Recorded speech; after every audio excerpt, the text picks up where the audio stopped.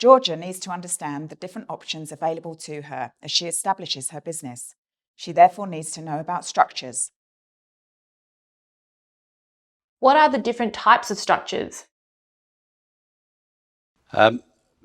There are a number of options in terms of structures when you first start out, and I'll go through them with you. The first one is a sole trader. Now, this is the most simple structure for business. It's just yourself, but you're also liable for all the debts. Anything that goes wrong with the business, you're liable for that as well. Most people in very small business, this is the best option, certainly starting out.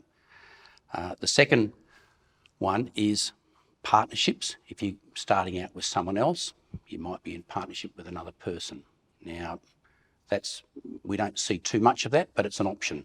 The third one is a trust, and you've probably heard of everybody having trusts.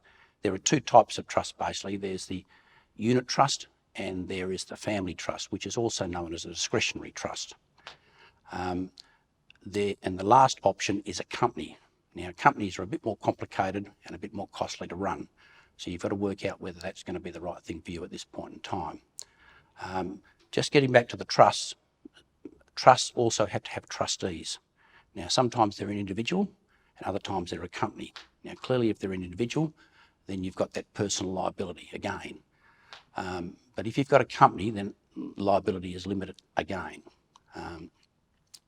So we have to work out on your circumstances what's best for you now and what are your plans for the next 5 years, because sometimes we might need to go straight to a company or we might need to go straight to a trust.